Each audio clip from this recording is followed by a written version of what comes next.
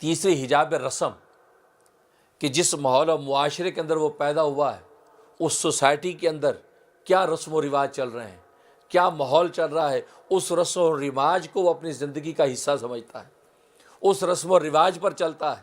اگر رسم و رواج بچیوں کو زندہ درگور کرنے کا ہے، بیٹیوں کو زندہ دفن کرنے کا ہے، تو وہ بھی اسی رسم و رواج کے مطابق اپنی بیٹی کو زندہ دفن کرتا ہے۔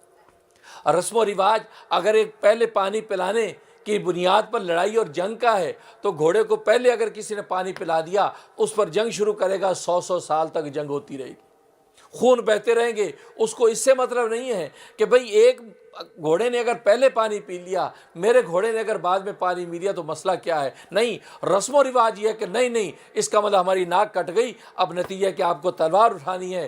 دلیروں کا کام یہ ہے کہ تلوار اٹھا کر خون بہا دو۔ اب قبیلے کے قبیلے کٹ رہے ہیں، خون بہہ رہا ہے، رسم و رواج یہی ہے کہ ہمیں اب ایک دوسرے کو مارنا ہے۔ اس نے ہمارے باپ کو مارا، ہم اس کے باپ کو ماریں گے، اس نے ہمارے چچا کو مارا۔ چنانچہ آپ دیکھتے ہیں کہ عرب کے قبائل کے اندر یہ سلسلہ چلتا تھا۔ آج بھی جو قبائل کی زندگی گزارتے ہیں ان کے اندر بھی آج بھی یہی رسم و رواج کی جہالت موجود ہے کہ نہیں اس نے فلاں کو مارا، ہم اس کو ماریں گے۔ نتیجہ یہ کہ وہ یہ نہیں سوچیں گے کہ نور فطرت کیا کہتا ہے، فطری علم کیا کہتا ہے۔ نہیں، وہ رسم و رواج کے تابع ہو کر اس کو چلتے رہیں گے۔ نہیں، ہماری ناک کٹ گئی اس لیے ہم یہ نہیں برداشت کریں گے، ہم یہ کر کے رہیں گے۔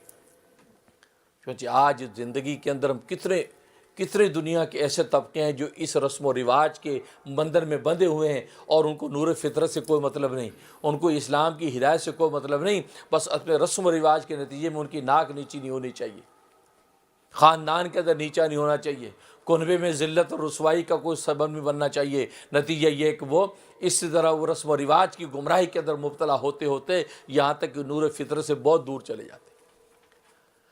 تو اس لیے فرمایا کہ نور فطرت پر تو بچہ پیدا ہوتا ہے، لیکن پھر ماں باپ اس کو جس ڈائریکشن پر لے کے چلتے ہیں اسی کے مطابق پھر وہ فالو کرتا ہے۔ یہودیت ہے تو یہودی بنتا ہے، عیسائیت ہے تو عیسائی بنتا ہے، مجوسیت ہے تو مجوسی بنتا ہے، کوئی اور مذہب ہے، کوئی اور سوسائٹی ہے، قوم ہے، تو اسی کو فالو کر کے وہ نور فطرت سے دور ہوتا چلا جاتا۔ تو اللہ تبارک و تعالیٰ نے آنے والے آیات میں جو فرمایا، جو میں نے تلاوت کی، اولئک الذین اشتروا الضلالۃ بالہدیٰ، کہ یہ منافقین وہ لوگ ہیں کہ جنہوں نے خرید لیا گمراہی کو ہدایت کے بدلے میں۔ انہوں نے گمراہی خرید لی ہے ہدایت کے بدلے میں۔ تو سوال یہ پیدا ہوا تو ہدایت تو ان کے پاس تھی نہیں، یہ تو اندر سے کافر تھے، زبان سے کہتے تھے آمنا باللہ، یہ تو کافروں کے اندر کنسیڈر کیے جاتے ہیں۔ تو ان کے پاس یہ ہدایت کہاں تھی کہ جس کو انہوں نے بیچا ہے؟ ہدایت تو ہے ہی نہیں۔ تو قرآن کیسے کہہ رہا ہے کہ انہوں نے ہدایت دے کر گمراہی لے لی؟ ہدایت تو ان کے پاس تھی نہیں، تو لی کہاں سے، دی کہاں سے؟ تو جو میں نے مضمون اور تمہید باندھی ہے اس کا حصہ کہ اصل میں ہدایت تھی، یہ فطری جو ہدایت ان کے پاس تھی، ظالموں نے یہ ہدایت دے دی اور جو گمراہی پھیلی ہوئی تو گمراہی خرید لی، تو فطری ہدایت بیچ دی۔ اگر یہ فطری ہدایت نہ بیچتے تو کبھی نہ کبھی زندگی کے اندر یہ فطری ہدایت ان کو اپنے نور کے اندر اصل حقیقت دکھا دیتی اور ان کو اصل منزل پتہ چل جاتی۔ اور یہی وجہ ہے کہ جب علم حجاب علم اٹھتا ہے اور ان کو پتہ چلا، ہم جس کو علم سمجھے تو جہالت ہے، اس لیے کہ جہالت کو علم سمجھ لینا، اس کو جہل مرکب کہتے ہیں۔ ایک تو ہے نا کہ انسان کو علم نہیں ہے، ایک ہے انسان کو اس بات کا بھی علم نہیں کہ مجھے علم نہیں، اس کو جہل مرکب کہتے ہیں، یعنی اس کو اپنی جہالت کا بھی علم نہیں ہے۔ ایک مریض ہے، اس مریض کو یہ معلوم ہے کہ میں مریض ہوں، وہ الگ بات ہے کہ تکاسل ہے، سستی ہے، ڈاکٹر کو دکھاتا نہیں، لیکن کبھی نہ کبھی اس کو یہ احساس ہو سکتا ہے کہ یار کب تک گزرے گی، چلو ڈاکٹر کو دکھائی دیں۔ تو مریض کو جب تک یہ علم رہے کہ میں مریض ہوں تو کبھی نہ کبھی اس کو یہ توقع ہے کہ ڈاکٹر کے پاس چلا جائے۔